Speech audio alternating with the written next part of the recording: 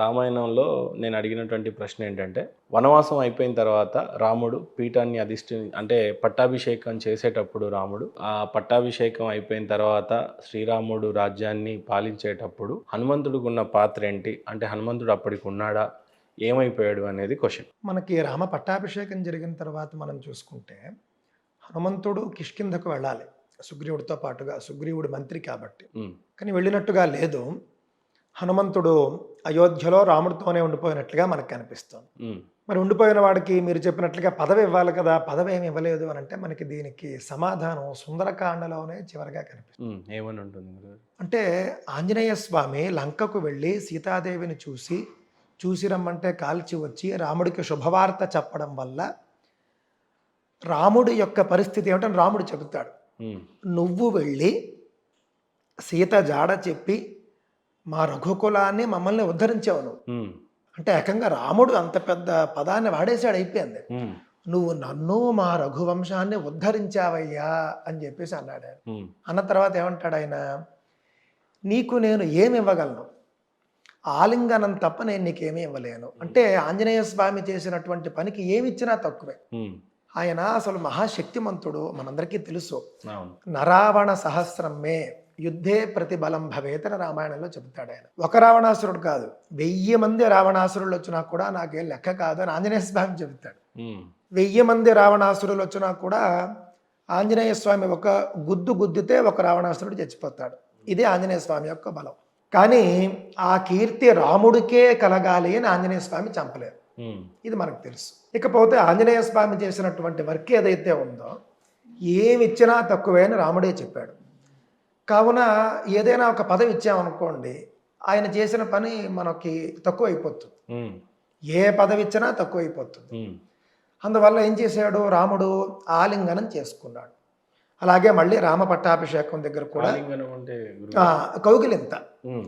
ఆంజనేయ స్వామిని కౌగిలించుకున్నాడు. నేను నీకు నా కౌగిలిని తప్ప ఏమి ఇవ్వగలను, ఏమీ ఇవ్వలేను. ఒకవేళ నువ్వు కనుక వెళ్ళి సీత జాడ చెప్పకపోతే నేను శరీరాన్ని విడిచిపెట్టేవాడినేమో, హ్మ్. ఇంకా నేను లేకపోతే మా అన్నదమ్ములు అందరూ కూడా మొత్తం రఘుకులమే నాశనం అయిపోయేది. హ్మ్. ఈ రీతిగా మము ఉద్ధరించిన నీకేమి నేను ఇయ్యగలను అని ఆయన చెబుతాడు మాట. ఏమీ ఇవ్వలేను, కావున నా కౌగిలియే నీకు ఇస్తున్నాను అని పూర్తిగా కౌగిలించుకుంటాడు. చాలా పటాల్లో చూస్తుంటాం. అంతే కదా, అది ఆ ఘట్టంలో జరుగుతుంది. ఇంకా రామ పట్టాభిషేకం తర్వాత అంటే రావణ సంహారం అయిపోయింది, రామ పట్టాభిషేకం అయిపోయిన తర్వాత అయినా సరే ఇంకా మళ్ళీ ఏమిస్తాడు, పదవి ఇస్తే మరీ తక్కువైపోతుంది. హ్మ్. ఈ పదవులు ఏవి శాశ్వతాలు కాదు కదండి. అంతే కదా! ఇప్పుడు ఏదో సపోర్ట్ చేశారని ఈ పదవికి ఇది ఇచ్చేస్తే అది మన తాజా రాజకీయం ట్రూ. అయిపోతుంది. ఇప్పుడు ఎలాన్ మస్క్ని తీసుకొచ్చి అక్కడ కూర్చోబెట్టుకున్నట్టుగా అవుతుంది.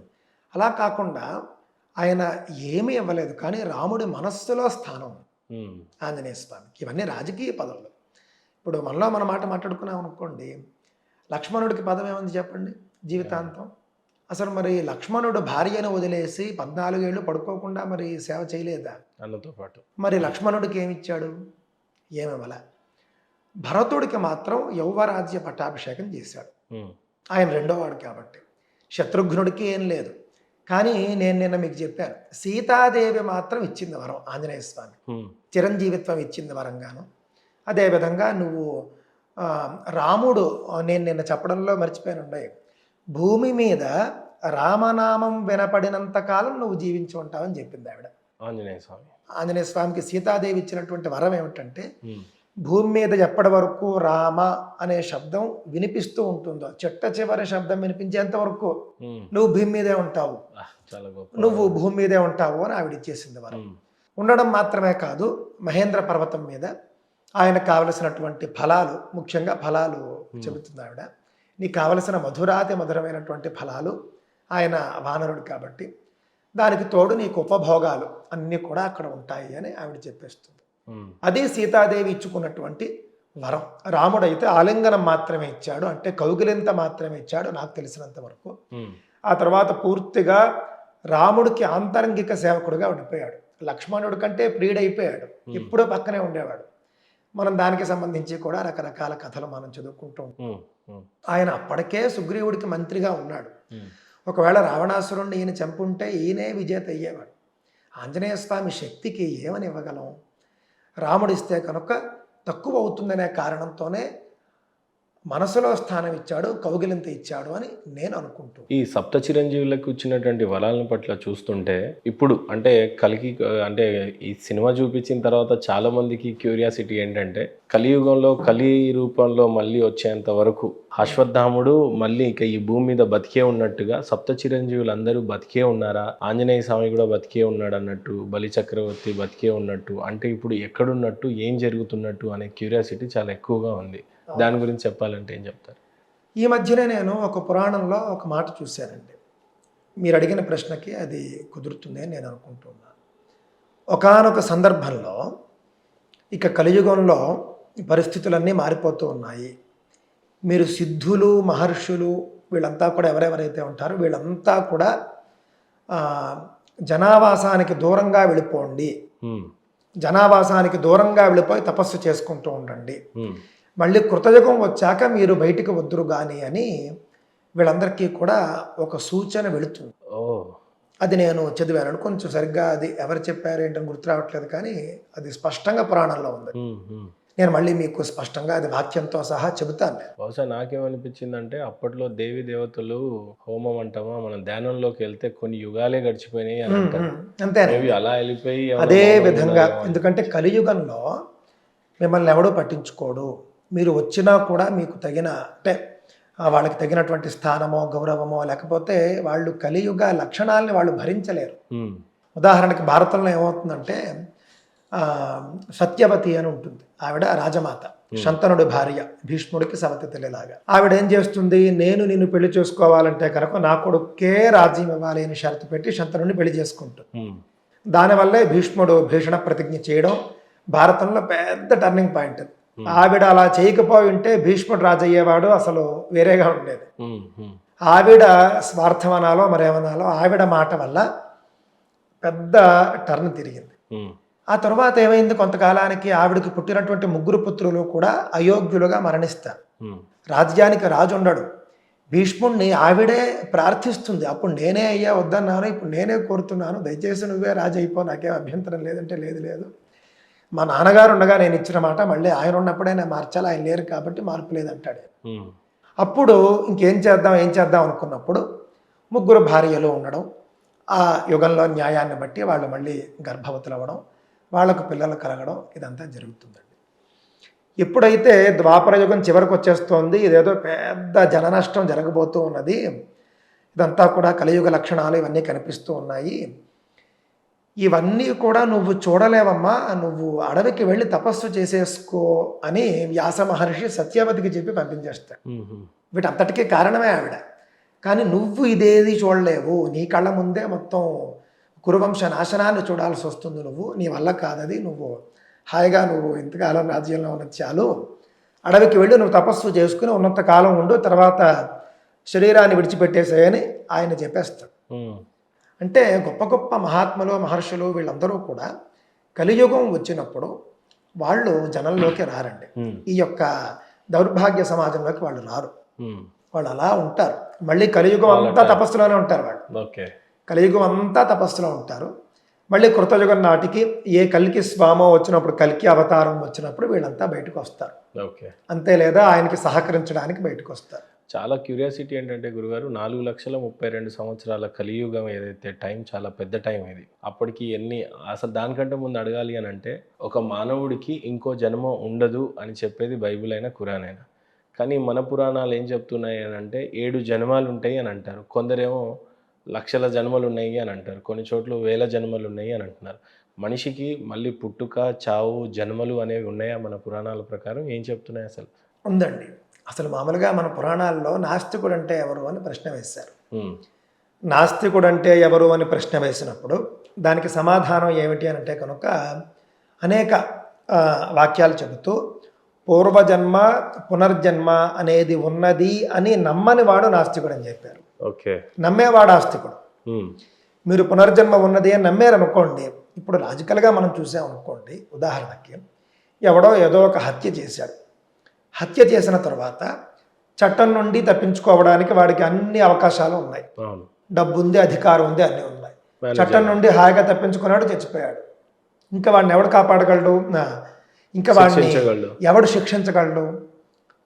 అలాంటి తప్పులు జరగకుండా ఉండవలసినటువంటి చట్టాలు ఏమున్నాయి? ఇంకా అలాంటి తప్పుల్ని ఆపడానికి ఉన్నటువంటి మార్గాలు ఏమిటి? ఈ పునర్జన్మ సిద్ధాంతమే ఆపుతుంది. నువ్వు నీ అధికారాన్ని, డబ్బుని ఉపయోగించుకుని నువ్వు ఇక్కడ తప్పించుకోవచ్చు. మరణానంతరము యమధర్మరాజు సమవర్తి అని పేరు కలిగిన ఆయన దగ్గర ఎవడు తప్పించుకుంటాడు? శాస్త్రాలు ఏం చెబుతాయంటే, భూలోకంలో చట్టం శిక్షించింది అనుకోండి, మీకు నరకలోకంలో శిక్ష తగ్గుతుంది. మీకు నరకలోకంలో శిక్ష తగ్గుతుంది. భూలోకంలో చట్టం నుండి మీరు తప్పించుకుంటే శిక్ష అక్కడ ఖాయం అవుతుంది. అంటే ఇప్పుడు మనం కాన్స్టిట్యూషన్లో ఉన్నాం కాబట్టి ఇలా మాట్లాడుకుంటున్నాం, అప్పుడే చెప్పేయి అని అంటే ఎంత గొప్పవి. అంతే కదండి. ఇప్పుడు చాలా సందర్భాల్లో చెప్పలేము, ఎక్కడో ఏదో అన్ని యుగాల్లోనూ కూడా కొన్ని ఇబ్బందులు ఉండేవి. మహాత్ములైనటువంటి చక్రవర్తులు ఉన్నప్పుడు, కార్తవీర్యార్జునుడు, రాముడు వంటి చక్రవర్తులు ఉన్నప్పుడు ఏంటంటే వాళ్ళు యోగ శక్తితో కూడా తెలుసుకునేవారు, ఈ తప్పు చేసిన వాడెవడు, ఎక్కడ తప్పు జరుగుతోంది అని. కానీ తర్వాత రోజుల్లో అవకాశం లేనప్పుడు, అందుకే రాజుని విష్ణు సమానుడు అన్నారు. రాజు శిక్షిస్తే దేవుడు శిక్షించినట్టే. రాజు చేత శిక్షించబడితే ఇంక నరకలోకంలో శిక్ష ఉండదు. ఓకే. కావున చక్కగా చట్టానికి లొంగిపోవడం మేలు అనేది. అసలు ఎన్ని జన్మలు ఉన్నాయని చెప్తున్నాయి మనకి పురాణాలు? జన్మలు అనంతం అండి, అనంతం, ఇన్ఫినైట్గా ఉంటాయి. ఎందుకు అనంటే మోక్షం అనేది ఒకటి ఉంది. మోక్షం అనే పదానికి ఇంగ్లీష్లో నాకు తెలిసి వర్డ్ కూడా లేదు. మోక్షం అంటే మొత్తం ఈ జన్మ చట్రం నుండి విముక్తి. ఓకే. విముక్తి ఎప్పుడు కలుగుతుందట?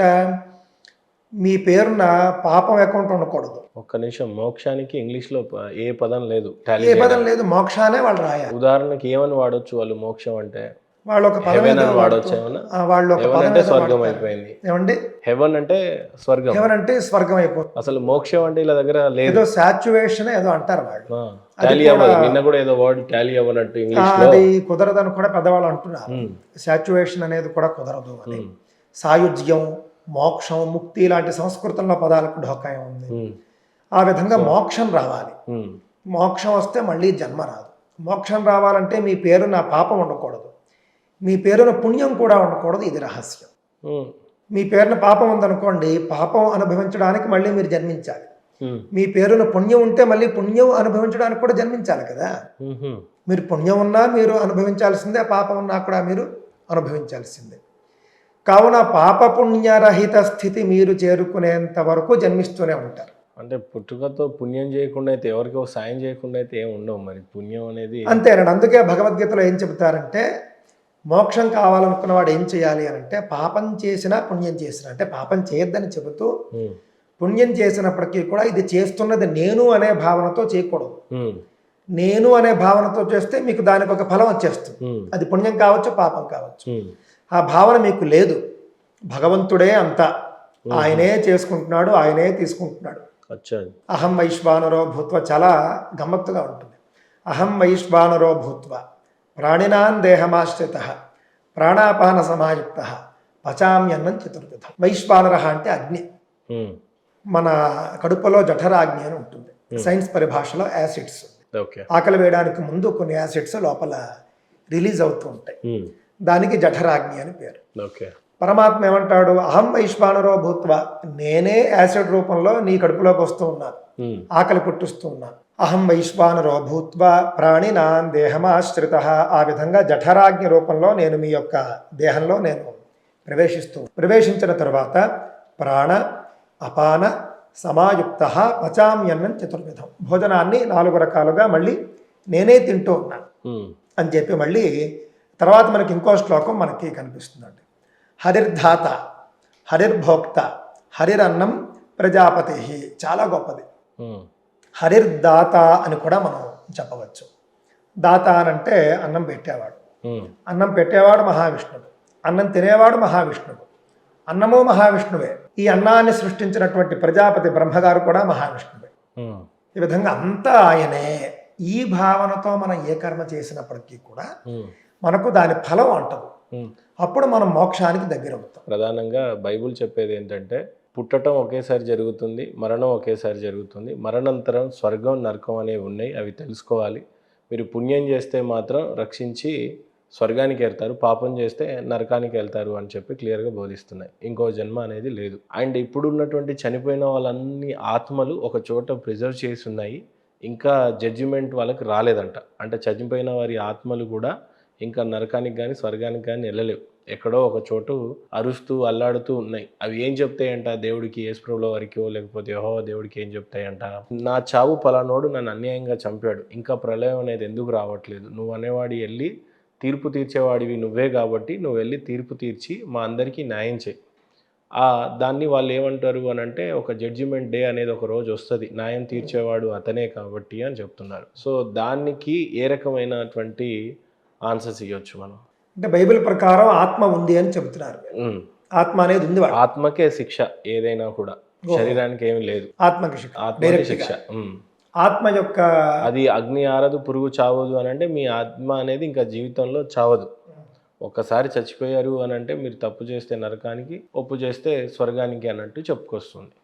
ఇది చెప్పి మీరు విగ్రహారాధకులు కాబట్టి హిందువులంతా మీకు స్వర్గంలో చోటు లేదు. కారణం ఏంటంటే వాళ్ళ 10 కమాండ్మెంట్స్లో నేను తప్ప మరొక దేవుడు మీకు లేడు, విగ్రహారాధన చేసేవాళ్ళు నాకు అసహ్యులు అని చెప్పి అంటూ ఉంటాడు, ద్వేషిస్తూ ఉంటాడు విగ్రహారాధకులందరినీ. సో మీ అందరికీ స్వర్గం నరకం ఉంది. దేవుడు నిజ దేవుడిని కనుక మీరు తెలుసుకోకపోతే నరకానికి వెళ్తారు. మారు మనసు పొంది బాప్తీసం పొందినట్లయితే మీకు స్వర్గానికి అర్హులు. సో మీ ప్రాణాలను కాపాడుకోండి, మీ ఆత్మనే end of the day itinerary, అది లైఫ్ టైం బతుకుండేది ఆత్మనే అని చెప్తున్నారు. ఇలా చెప్పి అత్యధిక మత మార్పులు జరుగుతున్నాయి. దీనికి మీరు ఇచ్చే సమాధానం? ఓహో, ఇప్పుడు బాగుందండి మీ యొక్క ప్రశ్న. సరే, దీన్ని మనం ఒక్కసారి కాస్త గమ్మత్తుగా పరిశీలించి చూసామనుకోండి. పుట్టినటువంటి వాళ్ళందరూ కూడా బైబిల్ ప్రకారం పుడుతూ ఉన్నారు. మరణించిన తర్వాత అంటే అప్పటికి వాళ్ళు కనుక బాప్టిజం తీసుకుని ఉంటే కనుక, అంటే బాప్టిజం తీసుకుంటే చాలు, ఇంకా వాళ్ళు ఏమి పాపపుణ్యాలతో పని లేదు. బాప్తిజం తీసుకున్న తర్వాత పాపం చేస్తే కూడా మళ్ళీ శిక్షలకు అర్హులే. అక్కడ పైన ఓహోహో, ఒకవేళ పుణ్యం చేస్తే స్వర్గానికి వెళ్తారు. స్వర్గంలో పర్మనెంట్గా ఉంటారా? పర్మనెంట్ అంటే ఇంకా ఎంతకాలం ఉంటారు? ఇంకా అది పర్మనెంట్. అంటే ఇంత పుణ్యం చేసుకున్నా కూడా ఇంకా పర్మనెంట్ సీటే అక్కడ. ఇంత పుణ్యంతో సంబంధం లేదు, ఇంత పాపంతోనే ప్రాబ్లం అక్కడ. అంటే పుట్టిన వాళ్ళందరూ పాపలు అనేటటువంటి అయి ఉండొచ్చు. ఇప్పుడు నా క్వశ్చన్ ఏంటంటే, 9 నెలలు మోసి కనిన తర్వాత ఒక తల్లి అప్పుడే పుట్టిన బాలుడు మరి బాప్తిసం అయితే తీసుకోడు. దానికి బైబుల్ ఏం చెప్తుందో ఒకసారి నేను పాస్టర్ని అడిగి తెలుసుకోవాలి దాని గురించి కూడా. మరి ఆయన ఎలా స్వర్గానికి వెళ్తాడు చిన్న బాబు అనేది తెలియదు. ఆయన బాప్తిసం పొందడు, ఆయనకి జ్ఞానం ఉండదు. మరి ఏ రకమైనవి జరుగుతుంది? ఇప్పుడు చాలా చోట్లలో భూకంపాలు వస్తూ ఉంటాయి. అప్పుడే పుట్టిన శిశువు ఉండొచ్చు, ఏమైనా ఉండొచ్చు అక్కడ, వాళ్ళ పరిస్థితి ఏంటో మనకు తెలియదు. కానీ ఏదేమైనా నిజదేవుడు యేసుప్రభులు వారు ఒక్కరే, ఆయనను మాత్రమే నమ్మితే స్వర్గద్వారాలు ఉన్నాయి. విగ్రహారాధన చేసే ప్రతి ఒక్కడు కూడా నరకానికి వెళ్తాడు అనేది, అది విగ్రహారాధన చేసేది కేవలం హిందువులమే కాబట్టి ఏ రకమైన కౌంటర్ ఇస్తారు ఆ పాస్టర్స్కి? ఇప్పుడు మీకు ఒక మాట చెప్తానండి, నేను ఎంతసేపు కూడా స్వర్గము నరకము ఈ రెండే చెబుతూ ఉంటాను. నరకం అంటే కష్టాలు, స్వర్గం అంటే సుఖాలు అనేటువంటి వాళ్ళ యొక్క ఉద్దేశం. ఇప్పుడు మరణించిన తర్వాత అంటే మీరు బాప్టిజం తీసుకోకపోతే కనుక, విగ్రహారాధన చేస్తే కనుక మరణించిన తర్వాత మీకు నరకం వచ్చేస్తుంది. అంటేనండి బాప్టిజం తీసుకున్న తర్వాత పుణ్యంగా ఉంటే సరిపోతుంది, అంటే పాపాలు చేయకుండా ఉంటే సరిపోతుంది స్వర్గము అని చెబుతూ ఉన్నారు. బాప్టిజం తీసుకోకుండా పుణ్యం చేస్తే కుదరదు అంటున్నారు. కుదరదు, అది ఎంతైనా కూడా పనికిరాదు. కుదరదు. ఇప్పుడు నేను ఉన్నానండి, నేను బాప్టిజం తీసుకోలేదు, మీకు ఆకలి వేసింది, అన్నం పెట్టాను, మీ ఆకలి తీరిందా లేదా? తీరింది. మీకు దాహం వేసింది, నేను మంచినీళ్ళు ఇచ్చాను, మీ దాహం తీరిందా లేదా? మరి అలాంటప్పుడు దీన్ని పుణ్యం అంటారు. ఈ పుణ్యం అనేటటువంటిది నేను బాప్టిజం తీసుకుని చేస్తే ఏంటి, తీసుకోకుండా చేస్తే ఏంటి? మరి గ్రంథం అలా చెప్తుంది కదా, యేసుప్రభుల వారు అలా చెప్పారు అనే చెప్తుంది. అదేనండి, ఇక్కడ ఏంటంటే మీకు సనాతన ధర్మంలో మీకు అలా ఉన్నదండి. మీరు దేవుణ్ణి నమ్మితే స్వర్గం, దేవుణ్ణి నమ్మకపోతే నరకం అని ఎక్కడా ఉండదు. సనాతన ధర్మంలో ధర్మం ముఖ్యం. మీరు ధర్మాన్ని పాటిస్తే మీరు స్వర్గానికి పడతారు, మీరు ధర్మాన్ని విడిచిపెడితే మీరు ఘోరమైనటువంటి నరకాల్లో పడతారు. ధర్మం అంటే ఏమిటి? మంచి. అధర్మం అంటే ఏమిటి? చెడు. నిజానికి మీరు రామాయణం, భారతం, స్మృతులు, వేదాలు అన్నీ చూడండి. ఏ గ్రంథం మీరు పూర్తిగా చదివినా కూడా చివరగా మీకు అర్థమయ్యేటటువంటిది ఏంటంటే ధర్మం గొప్పది, మనం ధర్మంగా ఉండాలి అంటే మనం మంచిగా ఉండాలి. మనం భారతీయులు అయితే మంచి భారతీయుడుగా ఉండాలి. ఇంతే మనకు అర్థమవుతుంది. దుర్యోధనుడు అధర్మం చేశాడంటే తప్పు చేశాడు, మనం అలా చేయకూడదు. పాండవులు ధర్మంగా ఉన్నారు అంటే మంచిగా ఉన్నారు, మనం మంచిగా ఉండాలి. అప్పుడే మనకి ధర్మరాజులాగా సశరీరంగా కూడా మనం స్వర్గానికి వెళ్ళొచ్చు అని మనకి అనిపిస్తుంది. బాప్టిజం తీసుకోకుండానండి ఒక డాక్టర్ వచ్చి ఆపరేషన్ చేస్తే ఆపరేషన్ సక్సెస్ అవ్వటం లేదా? అవుతుంది. ఒక బాప్టిజం తీసుకోకుండా ఇంట్లో మనకి పని చేసేవాళ్ళు వచ్చి పని చేస్తే సక్సెస్ అవ్వటం లేదా? ఇదేమిటండి, ఇప్పుడు పని నువ్వు పుణ్యం చేస్తే నీకు స్వర్గం ఉంటుందని చెప్తే లాజికల్గా బాగుంది. అలా కాకుండా బాప్టిజం తీసుకుంటేనే ఇదేమిటి? ఇక్కడ అన్నిటికంటే పెద్ద లాజిక్ ఏంటంటే విగ్రహారాధన చేసే వాళ్ళు నరకానికి వెళ్తారు, అది దేవుడికి అశుభం. అసలు యేసు ప్రభుల వారి కాన్సెప్టే విగ్రహారాధన చేయకూడదు, చేసిన వాడు సైతాన్తో సమానమో సైతానులను పూజిస్తున్నాం అనే స్థితికి తీసుకొచ్చారు వాళ్ళని. వీళ్ళు వెర్రి కాకపోతేనండి, మీరు ప్రపంచంలో అతిపెద్ద విగ్రహాలు 10 అని మీరు కొట్టారనుకోండి, అందులో ఒకటి జీసస్ విగ్రహం వస్తుంది. అవును, statue of equality. Statue of అక్కడ బెల్జియంలో ఉంటుంది. ఈక్వాలిటీ మన సర్దార్ వల్లభాయ్ పటేల్ గారిది. ఈయన మాత్రం చాలా పెద్ద విగ్రహం ఉంటుంది. అది 2012 సినిమాలో కూడా దాన్ని చూపిస్తారు. అసలు విగ్రహం అంటే ఈ మొహాలకి అర్థం తెలుసండి? అసలు విగ్రహం అంటే ఏమిటి? ఆకారం, బొమ్మ, కాళ్ళు చేతిలో ఉన్నటువంటి బొమ్మ అని అర్థం. మరి ప్రతి చర్చిలోనూ సిలువ ఉంటుంది. మన గ్రంథాల ప్రకారం సిలువ కూడా విగ్రహమే. నిజంగా ఆయన విగ్రహారాధనొద్దు, నిరాకారోపాసన చెయ్యాలి అని అంటే కనుక మీకు చర్చు ఉండకూడదు, సిలువ కూడా ఉండకూడదు. ఈ ప్రతి సిలువ బయట మేరీమాత విగ్రహం ఏమిటి, బాలయేసు విగ్రహాలు ఏమిటి, వృద్ధయేసు విగ్రహాలు ఏమిటి, యవ్వన యేసు విగ్రహాలు ఏమిటి? ఈ విగ్రహాలు ఎక్కడి నుంచి వచ్చాయి మీకు? విగ్రహారాధన ఒకవేళ బైబిల్ ప్రకారం తప్పైతే అసలు యేసు ఫోటో బయటకు రాకూడదు. ఆ విషయంలో ఇంకా మనం ఇస్లాంని మెచ్చుకోవాలి. బాలీవుడ్ సినిమాలో ఎవరో ఒక యాక్టర్ ఫోటోనే అది అంటున్నారు అందరు, చాలా మంది వారి. అదేనండి, వీళ్ళు ఇష్టానుసారం రాస్తారు. అక్కడ ఆ సమయంలో ఏదో విధంగా ఉన్నది చాలా చక్కగా మేకప్ వేసేస్తారు, ఒక బొమ్మ తెస్తారు, అది వాళ్ళ సంతృప్తి. ఎందుకనంటే వాళ్ళ దేవుడు మళ్ళీ అందవిహీనంగా ఉంటే చూడలేరు వీళ్ళు విగ్రహారాధన గురించి మాట్లాడతారు. వాళ్ళ దేవుడు మళ్ళీ సుందరంగానే ఉండాలి. అంత నిజమే అయి ఉంటే క్రిస్టియన్లు అంతా కూడా మందిరాల్లో కాకుండా చెట్ల కిందనో ఎక్కడో దేవుడిని ఆరాధించాలి. యాక్చువల్లీ అంతే కదా. అసలు విగ్రహాలన్నిటి ఒక ప్లేస్ కూడా ఉండకూడదు. నిజమైనటువంటి నిరాకారోపాసన అంటే ఏమిటి అని అంటే మన గ్రంథాల ప్రకారం నేను చెబుతాను. మీకు స్థలం లేదు, నామం లేదు, రూపం లేదు, ఏమీ లేదు. మీరు అలా కళ్ళు మూసుకుంటారు. మీరు అలా కళ్ళు మూసుకుని మీరు తదేకంగా ఒక జ్యోతి స్వరూపంగా మీరు ధ్యానిస్తారు. ఇది పూర్తి నిరాకారోపాసన అవుతుంది. సిలువైన విగ్రహం కిందకే వస్తుంది. ప్రతి చర్చిలోనూ యేసు ఫోటోలు ఉన్నాయి, విగ్రహాలు ఉన్నాయి. వీళ్ళు విగ్రహారాధన వీళ్ళు మొదలుపెట్టి కొన్ని వందల ఏళ్ళు అయిపోయింది కదండి ఆల్రెడీ. గురుగారు స్పష్టంగా మాట్లాడాలి అని అంటే క్రిస్టియన్స్ ప్రకారంగా స్వర్గం నరకం ఉంది, ఖురాన్ ప్రకారంగా స్వర్గం నరకం ఉంది. అసలు మన పురాణాలకి స్వర్గం నరకం అనే కాన్సెప్ట్ ఉందా? నరకానికి అయితే యమధర్మరాజు అని అంటారు, మరి స్వర్గానికి అధిపతి ఇంద్రుడిని అని అంటారు. అసలు ఏంటి ఈ కాన్సెప్ట్ మనకి? నిజానికి అలా అంటారు కానీ అండి, స్వర్గానికి ఎవరు వెళ్ళాలో నిర్ణయించేది కూడా యమధర్మరాజు. ఓకే, ఆయన ధర్మరాజు సమవర్తి అంటారు. ఆయన ఎవరినైనా ఒకలాగే చూస్తాడు. అక్కడికి వచ్చిన తర్వాత ఆయన జడ్జి ప్లేస్ లో ఉంటాడు. ఓకే, అంటే ఇటు పంపించారు. అంతే. వాళ్ళ చిట్టా ఏమిటో చిత్రగుప్తుడు చదివి వినిపించేస్తాడు. మహాత్ములు అనుకోండి, ఆయనే వెళ్ళి స్వాగతం చేసి తీసుకెళ్తాడు. ఆ కాన్సెప్ట్ కూడా ఉంది సాధారణంగా. అంతే కదా. ఇప్పుడు మహాత్మా గాంధీ, ఒక వీర శివాజీ, అంతే ఒక ప్రెసిడెంట్ అబ్దుల్ కలాం లాంటి వాళ్ళకి వీళ్ళకి ఉండాలి. మరి యమభటులే వెళ్ళి ఒక జీవుణ్ణి తీసుకొస్తారు. ఎవరైనా స్పెషల్ కేసులు ఉన్నాయనుకోండి, యముడే స్వయంగా వెళతాడు. మనకి భారతంలో అలాంటి చాలా సందర్భాలు ఉన్నాయి. ఇంకొక సందర్భం ఏమిటి అంటే చనిపోయిన ప్రతి వ్యక్తి దగ్గరికి యమభటులు వస్తారు పురాణాల ప్రకారం. అంటే వాళ్ళు తీసుకెళ్లేది ఆత్మని, వాళ్ళు తీసుకెళ్లేది అంగుష్ట మాత్రము అని చెబుతారు. ఈ బొటన వేలు ఎంత ఉందో అంత ప్రమాణంలో ఉన్నటువంటి మనిషిలోని ఆత్మనే తీసుకెళ్తారు వాళ్ళు. ఆ తర్వాత దానికి ఒక భోగ శరీరాన్ని, పిండ శరీరాన్ని ఇస్తారు. దానికి అన్ని శిక్షలు ఉంటాయి. ఇది మనకున్నటువంటి స్పష్టమైన కాన్సెప్ట్. మరి ఆత్మ, మీరు ఇందాక చెప్పారు చూసారా, బైబిల్లో ఉన్న ఆత్మ గురించి ఏమన్నారు మీరు? అంటే అది జీవితాంతం ఇంకా చావదు ఇంకా. వన్స్ ఒకసారి చనిపోయిన ఆత్మ ఉమ్. జీవితాంతం స్వర్గంలో ఉంటుంది, జీవితాంతం నరకంలో ఉంటుంది, అంతే. ఇంకేం కాన్సెప్ట్. అదే వాళ్ళు ఏదో గందరగోళంగా ఉంటుంది. ఆత్మ అనేటటువంటిది అసలైన కాన్సెప్ట్ మన దాంట్లో చాలా స్పష్టంగా ఉంటుంది. ఆత్మ ఎంత సైజులో ఉంటుంది అని మొదలుపెట్టి ఆత్మ యొక్క పరిస్థితి ఏమిటి అని చెప్పినప్పుడు అదేమో నీళ్లలో తడవదు, గాలికేమో అది ఎగిరిపోదు, అలాగే అగ్నికి కాలదు, ఇన్ని లక్షణాలు చెబుతూ ఉన్నప్పుడు ఆత్మ మాట్లాడటం ఏమిటి విడ్డూరం కాకపోతే? వాళ్ళేమో ఆత్మ మాట్లాడుతుందని చెబుతారు. ఆత్మను మళ్ళీ వెయిటింగ్ అక్కడ జడ్జిమెంట్ డే కోసం. ఇదంతా కూడానండి మీ వరకు మీరు ఉంచుకోండి, మీ మతం మీ యొక్క చర్చల్లో మీరు బోధించుకోండి, మాకు అసలు అభ్యంతరం లేదు. దాన్ని హిందువుల్ని భయపెట్టడానికి వచ్చారనుకోండి, మేము ఇంకా బాగా భయపెట్టగలం కావాలంటే, మిమ్మల్ని, మా వాళ్ళని కాదు. అందువల్ల ఏమిటి అని అంటే ఆత్మ ఒక యమధర్మరాజు దగ్గరికి వెళ్ళిన తర్వాత ఆయన ఒక చిన్న భోగ శరీరం అంటారు, దాంట్లోకి పెట్టి తీసుకెళ్తారు. తీసుకెళ్ళిన తర్వాత దానికే శిక్షలైనా లేకపోతే భోగాలైనా అన్నీ ఉంటాయి దానికే.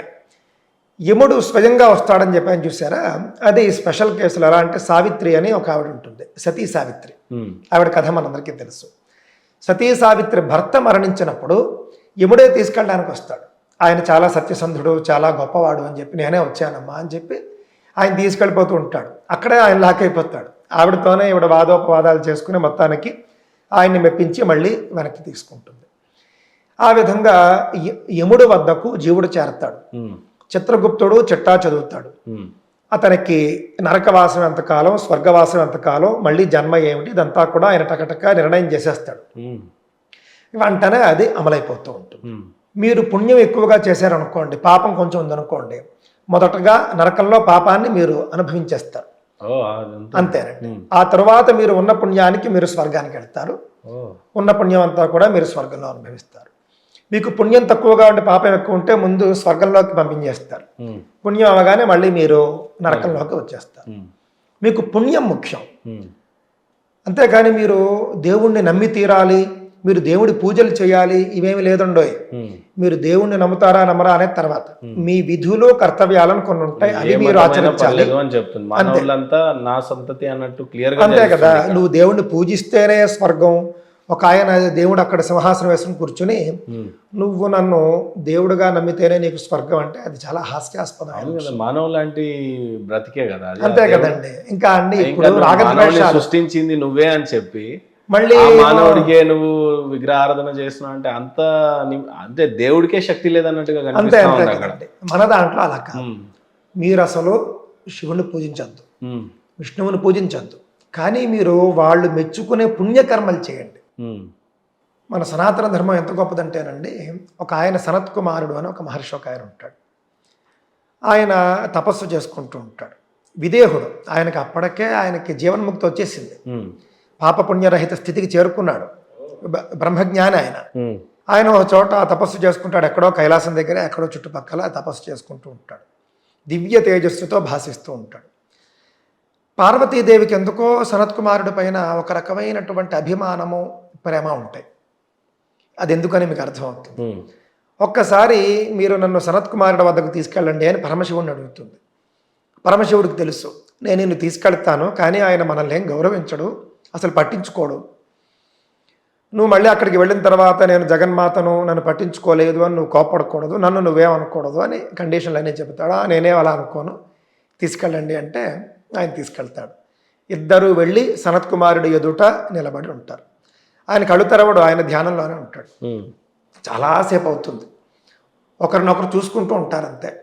సనత్ కుమారుణ్ణి వీళ్ళిద్దరూ అలా చూస్తూ ఉంటారు, ఆయన అలా కళ్ళు మూసుకుని ఉంటాడు అంతే. ఇది చాలాసేపు ఈ సీన్ నడుస్తుంది.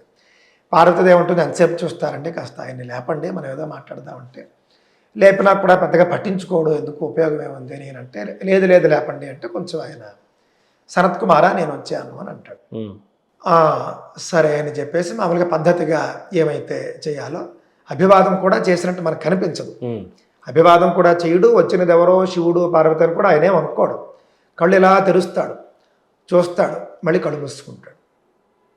అలాగే కాసేపు నాటకీయమైనటువంటి పరిణామం కాసేపు నడుస్తుంది. అప్పుడు శివుడు కొంచెం కోపంలాగా నటిస్తాడు. ఆయనకని తెలుసు, నా అంతటి వాడిని వస్తే, జగన్మాత వస్తే నువ్వు పట్టించుకోకుండా నీ ఇష్టానుసారం నువ్వు మమ్మల్ని అవమానిస్తావా అని ఆయన శపించబోతాడు.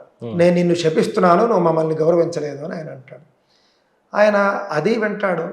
సరే శపించుకో అన్నట్లుగా ఒక మాట అనేసి మళ్ళీ ఆయన కళ్ళు మూస్తాడు. అప్పుడు మళ్ళీ పరమశివుడు ఏమంటాడు, నీ యొక్క స్థితి నాకు చాలా సంతోషాన్ని కలిగించింది, నీకు నేను వరం ఇస్తాను తీసుకో అంటాడు. నాకు వరం ఏమొద్దు అంటాడు ఆయన. అలా కాదే నేను ఇద్దాం అనుకుంటాను తీసుకో అంటే అది ఆయన తీసుకోడు. ఇంతవరకు నేను ఇక్కడ జరిగింది ఏంటంటే సనత్ కుమారుడు బ్రహ్మైక్య స్థితిలో ఉన్నాడు. ఆయనలో ఆయన భగవంతుడిని చూసుకుంటున్నాడు. ఆయన నేనే భగవంతుడు అనే భావంలో ఉన్నాడు. అన్నింటా బ్రహ్మాన్ని చూస్తున్నాడు. ఆయనలో ఆయన బ్రహ్మ చైతన్యాన్ని దర్శించినప్పుడు అదే బ్రహ్మ చైతన్యం ఎదురుగా ఉన్నప్పుడు ఆయన కొత్తగా ఉంటుంది. ఆయన కొత్తగా ఏం లేదు. కావున ఆయన పెద్దగా ఏదో కొత్తగా వచ్చేసినట్లుగా ఆయన భావించలేదు. అది పరమశివుడికి తెలుసు. ఈ స్థితి అక్కడ జరిగింది. అలాంటి వాళ్ళు ఏమిటంటే శాపము వరము రెండు ఒకటే వాళ్ళకి. నువ్వు శపించుకో, వరం ఇచ్చుకుంటానన్నా ఇచ్చుకో, నాకు సంబంధం లేదన్నట్లుగా ఆయన మాట్లాడతాడు. చిట్ట చివరికి పరమశివుడు ఇంకా ఆయన దయార్ద్ర హృదయుడైపోయి అవన్నీ కాదయ్యా నువ్వే నాకు వరం ఇవ్వని అడుగుతాడు. నువ్వే నాకు వరం ఇవ్వు అన్నప్పుడు ఆయన కొంచెం మాట్లాడతాడు అన్నమాట. ఇది బాగుంది, ఎవరైనా దేహి అని వచ్చినప్పుడు ఇవ్వాలి కాబట్టి నేను ఇస్తాను, ఏం వరం కావాలో కోరుకో అని శివుడికి చెబుతాడు ఆయన. నువ్వు నాకు కుమారుడుగా పుట్టు అని పరమశివుడు అడుగుతాడు. అప్పుడు సనత్ కుమారుడు సంకల్పించుకొని కుమారుడుగా పుట్టాడు. ఆయనే కుమారస్థానం. ఇక్కడ మనకేమర్థం అవుతుందని చెప్పండి. శివుణ్ణి పూజించడం లేకపోతే పార్వతీదేవిని పూజించడం, నిజంగా అదే స్థానంలో మీ దేవుడు ఉంటే వీళ్ళ దేవుడు ఉంటే ఏమిటి పరిస్థితి? శాశ్వతమైనటువంటి ఘోరమైనటువంటి నరకంలో పడిపోతాడు, ఇంకా మళ్ళీ రాడు బయటికి. కానీ మన సనాతన ధర్మంలో ఏమిటంటే పుణ్యం చేయాలి, ధర్మంగా ఉండాలి, చివరగా మోక్షానికి ప్రయత్నించాలి. మధ్యలో నువ్వు భగవంతుడిని పూజించడం అనేది నీ విధిలో భాగమైతే నువ్వు పూజించు. నువ్వు ఒకవేళ నువ్వు రాజు అయితే కనుక మిథిలా చక్రవర్తి జనక మహారాజు ఆయన జీవన్ముక్తుడు అంట. ఆయనకు అప్పటికే బ్రహ్మజ్ఞానం వచ్చేసింది, ఆయనకి ఇంకేం అక్కర్లేదు. కానీ ఆయన ఒక యజ్ఞం చేస్తాడు. ఎందుకు చేస్తాడు? రాజ్యంలో 12 సంవత్సరాల పాటు క్షామం వచ్చేస్తుంది, వర్షాలు ఉండవు. వర్షాల కోసం ఆయన యజ్ఞం చేస్తాడు. కాబట్టి మీకు కోరిక ఉందనుకోండి, మీరు భగవంతుడిని పూజించాలి. మీరు ఏ కోరిక లేనటువంటి నిశ్చల స్థితికి మీరు వెళ్ళిపోయారు అనుకోండి, మీరే పరమాత్మ. ఇది సనాతన ధర్మం చెప్పేటటువంటిది. నిష్కామమైనటువంటి స్థితికి వెళ్ళాలి, పుణ్యాన్ని సంపాదించుకోవాలి. నీకు పుణ్యం ఉంటే, నువ్వు ధర్మంగా ఉంటే నీకు స్వర్గం ఏమిటి? స్వర్గంలో ఇంద్రుడే నీకు చక్కగా చామరాలు వీస్తూ ఉంటాడు. ఇది సనాతన ధర్మంలో ఉన్నటువంటి గొప్పదనం. పైగా ఇతర మతాల్లోనండి ఎంతసేపు జీవుడు బారిసే, మనిషి ఎంతసేపు బానిస, వీడు ఎంతసేపు భగవంతుడు అవడు. ఇప్పుడు ఉదాహరణకి మీరు ధనవంతులు అనుకోండి, మీ దగ్గరికి 10 మంది వచ్చి ఎందుకు పనిచేస్తారు? మీరు డబ్బులు ఇస్తారని పనిచేస్తారు. మీరు ఒక అధ్యాపకుడు అనుకోండి, ఇప్పుడు నేను అధ్యాపకుడిని, నా దగ్గరికి ఎవరైనా 10 మంది ఎందుకు వస్తారు? నేను 4 మంచి మాటలు చెబుతాను, విద్యను బోధిస్తాను అని వస్తారు. అదే పెద్ద పెద్ద మంత్రులు, రాజకీయ నాయకులు వాళ్ళ దగ్గరికి వీళ్ళంతా కోటరీ ఎందుకు చేరుతుంది? ఏవో ఒక చిన్న చిన్న పదవులు ఇస్తారు అని చెప్పేసి చేరుతారు. అంటే వాళ్ళ దగ్గర ఉన్నది వీళ్ళకి ఇస్తారని చేరుతారు. మరి దైవం వద్దకు మనం ఎందుకు చేరాలి? ఆయన దగ్గర ఉన్న దైవత్వం ఇవ్వాలి మనకు. నీ దగ్గర ఉన్నటువంటి దైవత్వం నువ్వే దాచుకుంటే నీ దగ్గరికి నేను ఎందుకు వెళ్ళాలి? ఎప్పటికీ ఇవ్వవు నువ్వు. నీ దగ్గర ఉన్నటువంటి డబ్బు నువ్వు రూపాయి ఇవ్వవు నాకు. నీ దగ్గరికి ఎవడొస్తాడు? Life time బానిసే. అంతే కదా. ఆయన దగ్గర ఒక్క మంత్రం కూడా చెప్పడయ్యా బాబా, ఆయన ఒక్క వాక్కు కూడా నేర్పించడం అన్నప్పుడు ఆయన దగ్గరికి శిష్యులు ఎవరు వెళ్తారు? ఎవరు వెళ్ళరు. భగవంతుడు కూడా అంతే. భగవంతుడు అందువల్ల ఏంటంటే ఇతర మతాల్లో భగవంతుడికి సమానంగా మనిషి ఎదగడం అనేది లేదండి. సనాతన ధర్మంలో మీరు కనుక కష్టపడితే, తపస్సు చేస్తే, కొన్ని జన్మలు పడితే పట్టచ్చు, మీరే సాక్షాత్తు భగవంతుడైపోతారు. శివేన సహమోదతే మనం అందరం వింటూ ఉంటాం ఇందులో లింగాష్టకంలో. లింగాష్టకమిదం పుణ్యం యః పఠేత్ శివ సన్నిధౌ శివలోకమవాప్నోతి శివేన సహమోదతే. మీరు శివుడి దగ్గర మీరు బానిసగా ఉండరు, శివుడితో కలిసి ఆనందిస్తారు. మీరు చాలా మంది దేవుడిని ప్రత్యక్షించుకొని పోరాటాలు చేసిన దాఖలాలు కూడా ఉన్నాయి కదండి. అంతే. ఇప్పుడు ఈయనెవరు, మన అర్జునుడి చేతిలో శివుడు ఓడిపోతాడు, కిరాతార్జునీయం. ఈ విధంగా మనకి చాలా ఉంటాయండి. 1-2 సనాతన ధర్మం అంటే సముద్రం.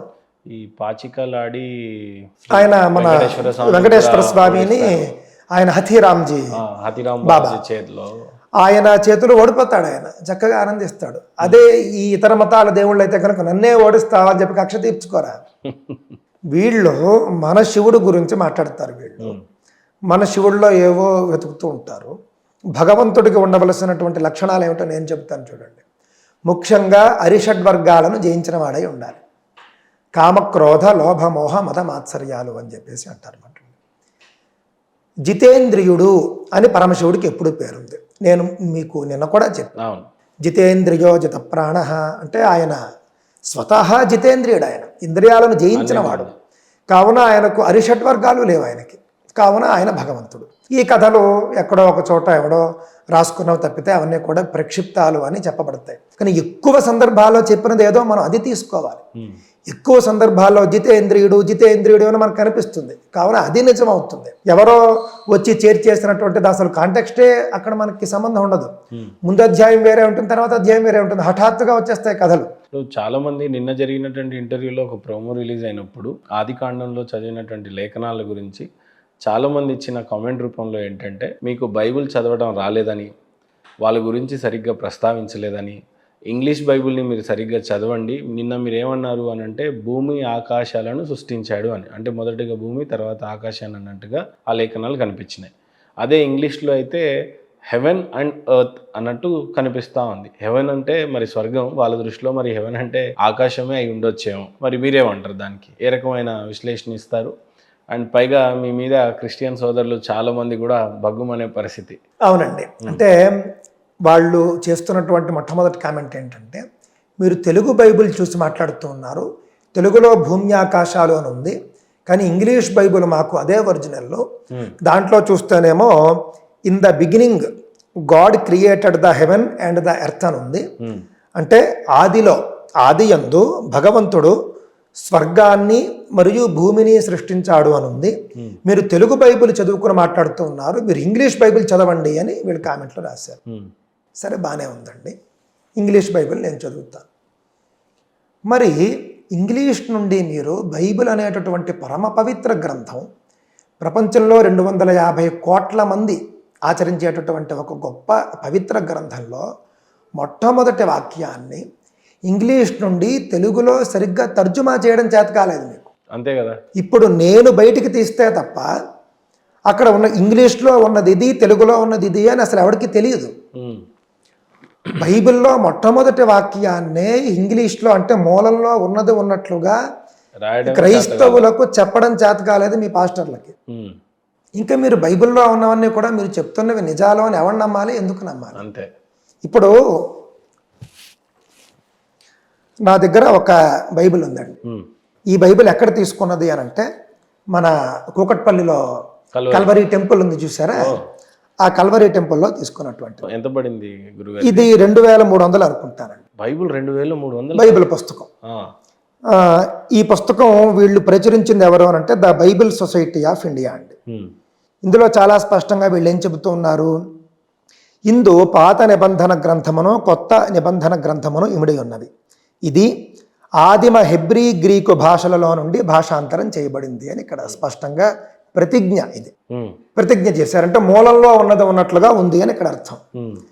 మరి మూలంలో ఉన్నది మొదటి పేజు మొదటి వాక్యం అంటే అసలు స్వర్గానికి అలాగే ఆకాశానికి తేడా తెలియదు.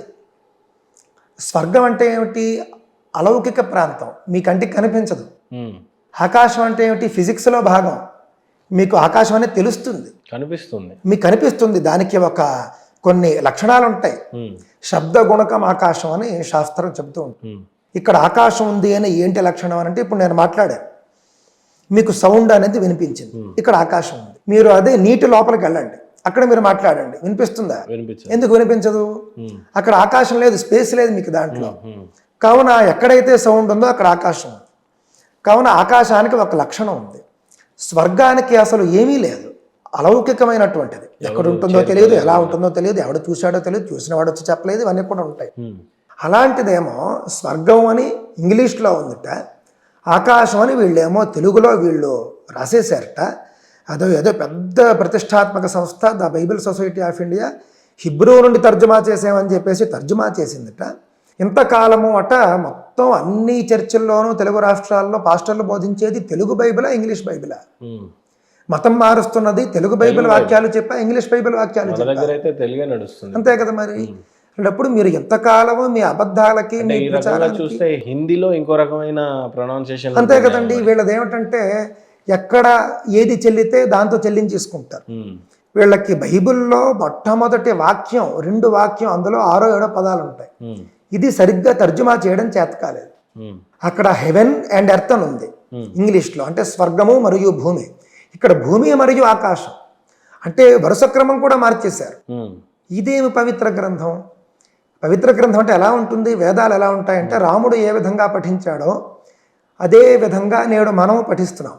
ఒక్క అక్షరం కూడా తేడా ఉండదు. ఆనుపూర్వి అంటారండి. ఆనుపూర్వి అంటే వరుస క్రమం, దాంట్లో తేడా ఉండకూడదు. ఆనుపూర్విలో తేడా వస్తే మీకు వేదత్వం పోతుంది. చాలా మంది హిందువులు తన మతాన్ని వదిలేసి మారిపోతున్న ఈ క్రిస్టియానిటీలోకి మారిపోతున్నారు, లేదంటే ఇస్లామిక్లో మారిపోతున్నటువంటి వ్యక్తులకి ఏం చెప్తారు? వాళ్ళకి ఏమిటి అని అంటే కనుకండి, ఏ రకంగా చూడొచ్చు? అలా పాపం అని చూడొచ్చా? ఏం కాదు, తను చదువుకున్న వాళ్ళు కూడా వాళ్ళకి నేను ఒకే సందేశం నేను మీకు చెప్తాను. మీ ఇంట్లో మీ అమ్మగారో మీ భార్యో గొప్ప వంటకాలు చేశారు, పంచభక్ష పరమాన్నాలు, వేడివేడి అన్నం, బాస్మతి రైస్, మంచి కూర, పప్పు, చారు, ఇంకా మీకు ఏమి ఇష్టమైతే అవన్నీ వడ్డించారు. చూస్తేనే నోరు ఊరుతుంది. రారా నాయన తిను అని అన్నారు మీ అమ్మగారు. మీరేం చేశారు? చీ నాకు ఈ అన్నం వద్దు అని చెప్పేసి ఒక బొచ్చు పట్టుకుని నేను అడుక్కుంటానని చెప్పి వెళ్ళిపోయారు. అంటే సిద్ధంగా ఉన్నటువంటి అన్నాన్ని మీరు ఎడంకాలతో తన్నేసి ముష్టెత్తుకుని మీరు భోజనం చేస్తే ఎంత దౌర్భాగ్యమో. హిందూ ధర్మంలో పుట్టి హిందుత్వాన్ని వదిలేసి మీరు వేరే మతంకి వెళితే మీ స్థితి కూడా అంతే. సిద్ధాన్నాన్ని అంటే అరిటాకులో వడ్డించినటువంటి అన్నాన్ని మీరు ఎడంకాలతో తన్నేసుకుని వీధి వీధినా తిరిగి భిక్షాటన చేసుకుని జీవిస్తాను అని మీరు తీర్మానం చేసుకున్నట్టే లెక్క. ఎందుకు అంటున్నారు అలా? ఎందుకు అనంటే మీకు ఇక్కడ ఉన్నటువంటి ఆ యొక్క ఫ్లెక్సిబిలిటీస్. ఉదాహరణకి మీరు తప్పు చేశారనుకోండి, అంటే తెలియక పొరపాటు చేస్తే దానికి ప్రాయశ్చిత్తం ఉంటుంది. ప్రాయశ్చిత్తం చేసుకుంటే మీరు మళ్ళీ హిందూ దేవుళ్ళని కాదు అని అనుకొని మరి క్రిస్టియానిటీని పుచ్చుకున్నారు. వీళ్ళు ఏమన్నా శిక్షకు అర్హులు అవుతారా మన ధర్మం ప్రకారంగా? వాళ్ళు దేవుణ్ణి కాదు అన్నందుకు శిక్షకు అర్హులు అవరు. అక్కడికి వెళ్ళిన తర్వాత వాళ్ళు విధులు మర్చిపోతారు. అంటే మన సనాతన ధర్మంలో చెప్పినటువంటి ఒక జీవుడు చేయవలసినటువంటి విధులు ఏవైతే ఉన్నాయో అవి వీడు ఆచరించలేదనుకోండి, ఆచరించకపోవడం వల్ల వాడికి కొంత పాపం వస్తుంది. ఆ పాపానికి వాడికి శిక్ష ఖచ్చితంగా పడుతుంది. ఇప్పుడు బొట్టు పెట్టుకోరు, అలాగే స్నానం చేయరు. సనాతన ధర్మంలో స్నానం చేయండి అనే వచనం కూడా ఉంటుంది. బైబిల్లో ఏమైనా ఉంటుందండి అలాగా? లేదండి, ఉండదు. అసలు ఈ కృత్యాల గురించి అసలు ఏమీ అసలు ఉండదు. అసలు రోజు పడుకో తిను, మీకు స్నానం చేస్తే కూడా ఒక పుణ్యం అని సనాతన ధర్మం చెబుతుంది. కార్తీక స్నానం ఒక పుణ్యం, మార్గశిర స్నానం ఒక పుణ్యం, మాఘ స్నానం ఒక పుణ్యం, అందులో ఒక పుణ్యం ఉంటుంది. మీరు స్నానం చేసి మీరు భగవంతుడి పూజ చేయాలి, అంతేకాని స్నానం చేయకుండా మీరు చేయడానికి వీల్లేదు. అలాగే మీకు అనేక నియమాలు ఉంటాయి. సరే, మారిపోయిన వాళ్ళ పరిస్థితి అయితే అది. ఇంకా చాలామంది హిందువులు మారలేదు, రేపు భవిష్యత్తులో మారుతారేమో, వాళ్ళకి ఏం చెప్తారు? మరి మారకుండా ఉండడానికి ఏం చెప్తారు? మారిపోయిన వాళ్ళకి ఏం చెప్తారు? మారకుండా ఉండడానికి అని మనం ఏం చెప్పాలంటే, ఇది సనాతన ధర్మం. సనాతన ధర్మం అంటే చాలామంది తప్పుడు అర్థం ఒకటి చెప్తున్నారండి ఈ మధ్య. సనాతన ధర్మం అంటే ఎప్పటికీ మార్చలేనిదట, ఎప్పటికీ మార్చలేనిది. కావున దీన్ని ఎవడూ మార్చలేడు, అందుకని మీరే మతం మారిపోండి అని చెప్తున్నారు. ఇవన్నీ కూడా ఇందాక మనం చెప్పుకున్నాను చూసారా, ఇంగ్లీష్లో హెవెన్ అని ఉంటే ఇందులో ఆకాశం అని రాశారు వీళ్ళు. ఈ విధమైనటువంటివి. సనాతనం అంటే ఏమిటి? సనాప్రోక్త సదాకాలే అని అన్నారు. సనా అనే శబ్దానికి ఎల్లప్పుడూ అని అర్థం.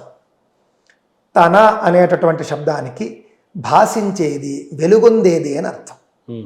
ఎల్లప్పుడూ వెలుగొందేటటువంటి ఒక గొప్ప ధర్మాన్ని, మార్గాన్ని మీరు విడిచిపెట్టి ఏడుపు కొట్టు మతంలోకి మీరు వెళ్ళడం దేనికి?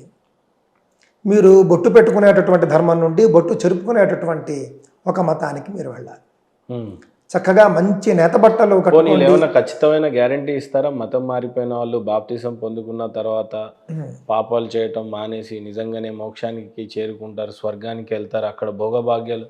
అక్కడ బైబిల్లో ఎంత బాగా రాసుందనంటే, స్వర్గానికి చేరుకున్న తర్వాత పాల సముద్రాలను రాసున్నాయి, తేనె లాంటి వాటి గురించి ప్రస్తావించున్నాయి, వీధుల గురించి ప్రస్తావించి ఉన్నాయి, స్వర్గంలో ఏ రకమైన భవనాలు ఉంటాయి అని. అదే రకంగా నరకంలో చూసినట్లయితే అక్కడ పురుగు ఆరదు, అంటే పురుగు చావదు. ఇన్ ద సెన్స్ అంటే అది భగభగమని మంటుంటే అరుపులు కేకలు నిత్యం నరకయాతన అనుభవిస్తాము అని చెప్తా ఉంది. మరి నిజంగా వీళ్ళు మారిపోయిన వాళ్ళకి అంత గ్యారంటీగా అది దొరకగలదా? అసలు నిజంగా దేనికోసం ఈ ఆరాటం పోరాటం? మతాలేంటి, ఈ చిచ్చులేంటి, ఈ గోలలేంటి? అదేనండి, కలియుగ లక్షణాలను కొన్ని ఉంటాయి. మీకు కలియుగంలో అనేక లక్షణాల్లో ఇది కూడా ఒకటి. మీకు కొన్ని ఆసక్తికరమైన అంశాలు చెప్తాను. ఇక మనం అసలైనటువంటి విషయంలోకి వచ్చేస్తున్నాం. మీరు ఎక్కడైనా చేతబడి చేయడం చూసారా? వింటుండం, చూస్తుండం. చేతబడి చేసేటప్పుడు కొన్ని ఈ యొక్క అమంగళకరమైన పూజలు కొన్ని ఉంటాయి. ఆ పూజలు చేసినప్పుడు వాళ్ళు బొట్టు పెట్టుకోరు, కుంకుమ బొట్టు పెట్టుకోరు. పసుపు కుంకుమ మంగళకరమైనది. మీరు కుంకుమ బొట్టు పెట్టుకున్నారనుకోండి, ఆ క్షుద్ర దేవతలు రారు.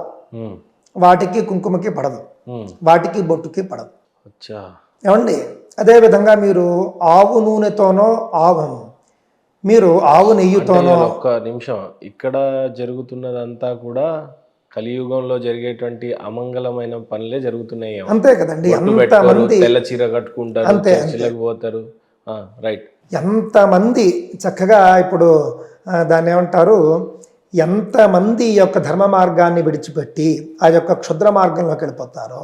అంటే ఈక్వల్ టు ఇప్పుడు ఈ మతం మార్పిడి క్రిస్టియన్ అంతా క్షుద్ర పూజలు లాంటిదే. అంతే కదా. ఇప్పుడు వాళ్ళు ఏమంటున్నారు, మన యొక్క పూజల్ని వాళ్ళేమో విగ్రహారాధన చేస్తే పాపం అంటున్నారు, విగ్రహాల్లో సైతాన్ ఉంటుంది అని అంటున్నారు. నిజంగా చెప్పాలి అని అంటే దానికి మనం రివర్స్గా మాట్లాడుకోవాలి. విగ్రహాల్లో కాదు సైతాన్ ఉండేది, అక్కడే సైతాన్ ఉంటుంది మన లెక్క ప్రకారం. చెప్పాను కదా ఇందాక మీకు, బొట్టు పెట్టుకుంటే కనుక ఆ క్షుద్ర దేవతలు రారు. అంతేకాదు, మీకు కొన్ని సందర్భాల్లో మీరు తెల్ల బట్టలు మీరు కట్టుకున్నారనుకోండి, ఈ తెలుపు మరియు నలుపు వీటికి అవర్ణం అని పేరు. అవర్ణం అంటే వాటికి అవి రంగులు కాదు, అవి మిగిలినవన్నీ రంగులు. ఈ తెలుపు నలుపు మీరు కట్టుకున్నారనుకోండి, మీకు క్షుద్ర దేవతలు వస్తారు. అంతే, తెల్లదంటే దయ్యంతో. అంతే కదా. కానీ మీరు రంగురంగుల బట్టలు ఉంటే వాళ్ళు రారు. ఎందుకంటే వాటికి మంగళం నచ్చదు, శుభం నచ్చదు. అవన్నీ కూడా అశుభ దేవతలు. అశుభ దేవతలను ఆరాధించేటటువంటి పద్ధతులు ఏమున్నాయో అవన్నీ కూడా మనకు పాశ్చాత్య మతాల్లో కనిపిస్తున్నాయి. ఇంకా చెప్పాలంటేనండి చాలా మనకి విషయాలు ఉంటాయి. ఉదాహరణకు కర్మ అనేటటువంటిది ఉంది. కర్మ మనం చేయాలి అని చెప్పేసి మనం చెబుతాం, వాళ్ళేమో అక్కడ కర్మభ్రష్టులు అవుతారు, అసలు కర్మ చేయకూడదని చెప్తారు. అంతే కదా. మనం చాలా కొన్ని హర్రర్ సినిమాలు మనం చూస్తూ ఉంటాం. వీడు ఆంజనేయ స్వామి పూజ ఏదో ఒక పూజ పూర్తి చేసేస్తే అక్కడ ఆ దెయ్యమో భూతమో నాశనం అయిపోతుంది, లేకపోతే వెళ్ళిపోతుంది అనే భయంతో పూజ పూర్తి కాని అలాంటివన్నీ మనకు కనిపిస్తూ ఉన్నాయి. సనాతన ధర్మం ప్రకారం చూస్తే కనుక క్షుద్ర మార్గాలు ఇతర మతాలు, అందులో సందేహమేం లేదు. అలాగే వాళ్ళు ఉపయోగించేటటువంటివి మీరు చూడండి. ఉదాహరణకి మీకు చెప్పాలంటే మనం ఏం చేస్తాం, ఆవు నెయ్యితో దీపం పెడతాం, నువ్వుల నూనెతో దీపం పెడతాం. స్పష్టంగా మనకు పురాణాల్లో కొవ్వుతో దీపం పెట్టడం అనేది నిషేధం. కొవ్వుతో దీపం పెడితే అమ్మవారు స్వీకరించదు అని ఉంది. కానీ అక్కడ కొవ్వుతోనే దీపం, క్యాండిల్ అంటున్నారు. అంతే కదా. కావున ఈ కొవ్వు దీపం అనేది ఎవరు తీసుకుంటారు, ఈ క్షుద్ర దేవతలు తీసుకుంటారు. అంతే కదా. అదేవిధంగా మన ఆలయాల్లో మనం చక్కగా ముగ్గు పెడతాం, కానీ వాళ్ళ దగ్గర ముగ్గు ఉండదు కదా. ముగ్గు ఉన్నా కూడా దేవతలు రారు, ముగ్గు ఉన్నా కూడా మంగళకరమైనటువంటి దేవతలు రారు. అదేవిధంగా ఇంకోటి ఉందండి, జుట్టు మీరు విరగబూసుకున్నారనుకోండి, క్షుద్ర దేవతలు వస్తాయి, మంగళకరమైనటువంటి దేవతలు రారు. అందుకే ఏదైనా దైవ కార్యం చేయాలి అంటే కనుక జుట్టు ముడి వేసుకోవాలి అని పెద్దలే చెబుతారు. జుట్టు విరగబోసుకుని పూజ కూర్చుంటే నానమ్మలు ఉంటే తన్నేవారు. ఎందుకు అనంటే కనుక జుట్టు విరగబోసుకుని ఉంటే మన దేవతలు రారు, శుభప్రదమైనటువంటి దేవతలు ఎవరు రారు. అదే జుట్టు విరగబోసుకుని ఉంటే క్షుద్ర దేవతలకి చాలా ఇష్టం, అవి వచ్చేస్తాయి. ఇవన్నీ మనకి ఇప్పుడు ఎందులో కనిపిస్తున్నాయండి, ఏ మతంలో కనిపిస్తున్నాయి? క్రిస్టియన్ మతంలో ఎక్కువగా కనపడుతుంది. అంతే కదా. కావున ఏమిటంటే మన యొక్క క్షుద్ర పూజలు, వామాచారం ఏవైతే ఉన్నాయో అవన్నీ కూడా వాటికి సంబంధించినటువంటివి. ఇతర మతాలు, నేను ఒక్క క్రైస్తవాన్ని అంటలేదు, అందరికీ ఇది వర్తిస్తుంది. సరే, ఇతర మతాల్లో అంటే ఇక ప్రధానంగా క్రైస్తవ మతాలలో ఈ బంతిపూలు లాంటివి కానీ, మల్లెపూలు లాంటివి కానీ, ఇలాంటివి ఏ డెకరేషన్స్ కనిపించవు. ఈవెన్ పెళ్లి జరుగుతున్నప్పుడు కూడా ఆ తెల్ల వస్త్రాలు ఏంటో, ఆ ప్రార్థనలు ఏంటో, ఇప్పుడు అసలు ఏంటి పువ్వులు అసలు అనేవి పువ్వుల కాన్సెప్టే ఎందుకు ఉండదు లేదు వాళ్ళకి? అంటే పువ్వులు అనేవి శుభ సూచకాలండి. మీకు ఉదాహరణకి మందారం, మల్లె పువ్వు, సంపెంగ పువ్వు ఇవన్నీ కూడా సుగంధభరితమైనటువంటి చామంతులు వాసనలు అసలు వచ్చే పువ్వులు ఉన్నాయి చూసారా, ఇవన్నీ శుభ సూచకాలు. ఇది పెట్టామనుకోండి మనం, మనకు ఈ దేవతలే వస్తారు, క్షుద్ర దేవతలు రారు. ఉదాహరణకి ఇప్పుడు దేవతల్లో రకరకాల గణాలు ఉంటాయండి. మనకు పితృదేవతలు కూడా అందులో ఒక రకం. కాకపోతే మన యొక్క దేవతల కంటే వాళ్ళు తర్వాత స్థితిలో వాళ్ళు ఉంటారు. పితృదేవతా కార్యక్రమాల్లో మీరు చూశారనుకోండి, ఎప్పుడైనా ఇళ్లలో తద్దినాలు అవి చూసి ఉంటారు మీరు. తద్దినాలు పెట్టినప్పుడు ఇంటి బయట ముగ్గు పెట్టరు, అలాగే ఇంట్లో గంట కొట్టకూడదు, సౌండ్స్ ఏమండి, ఆడవాళ్ళు బొట్టు పెట్టుకోరు వాళ్ళు, అలాగే తద్దినాల్లోని పువ్వులు వాడరు, అలాగే తద్దినాల్లో ధూపం వాడరు, ఇలాగ కొన్ని మంగళకరమైనటువంటి తద్దినాల్లో వాడరు. ఎందుకు అనంటే కనుక ఈ దేవతలు వాటికి రారు. గంట వాయిస్తేనే పితృదేవతలు రారట. అందుకే ఒక మతంలో సంగీతం కూడా హరామని చెబుతారు వాళ్ళు. అందువల్ల ఈ రకంగా మనం చూసుకుంటూ ఉంటే సనాతన ధర్మంలో అశుభాలు ఏవైతే ఉన్నాయో అవన్నీ పాశ్చాత్య మతాల్లో మనకు కనిపిస్తుంది.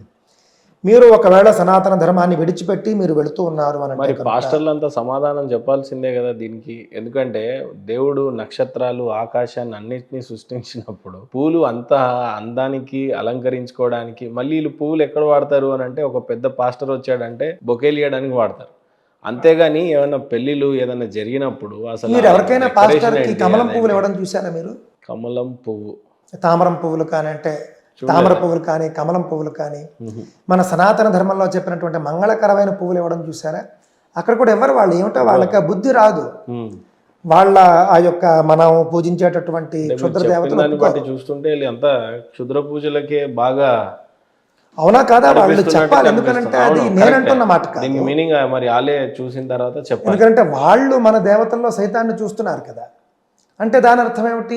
మన దేవతలకు విరుద్ధమైనటువంటి మార్గంలో ఉన్నామని వాళ్ళే చెప్పుకుంటున్నారు, మనం చెప్పుకోవటం లేదు. మొదలుపెట్టింది వాళ్ళే. ఆ విధంగా మనం చూస్తే కనుక మన దక్షిణాచార దేవతలు ఎవరెవరైతే ఉన్నారో వీళ్ళందరికీ కూడా వ్యతిరేకమైనటువంటి క్షుద్ర దేవతలు వాళ్ళు పూజిస్తూ ఉంటారు. వాటికి ఒక కర్మ ఉండదు. అలాగే రకరకాల అపనమ్మకాలతో కూడా వాళ్ళు కొంచెం వీళ్ళని కట్టిపడేస్తూ ఉంటారు. ఇక్కడ కొద్దిగా దీన్ని మంచిగా డీటెయిల్లోకి వెళ్ళాలంటే గురుగారు, బైబిల్ ప్రకారంగా చూస్తుంటే మొదటి మానవుడు ఆదాం, హవ్వ, దాని తర్వాత సంతతి వచ్చిరు అని అంటాం. సెకండ్ పుట్టింది వాళ్ళకి పాపో బాబో అనుకుందాం, థర్డ్ పుట్టింది పాపో బాబో అనుకుందాం. ఈ సంతతి, ఈ ఫ్యామిలీని చూసినట్లయితే అన్నదమ్ములు అవుతారు వీళ్ళంతా. అక్కడి నుంచి పుట్టుకొచ్చారు. వీళ్ళు పెళ్లి చేసుకోవాల్సింది ఎవరిని మరి? ఇప్పుడు అంతే కదా, చెల్లినో అక్కనో పెళ్లి చేసుకోవాలి. ఇది వీడి ధర్మం చెప్తుంది అనుకుందాం, సారీ వీళ్ళ ధర్మం చెప్తుంది అని అనుకుందాం.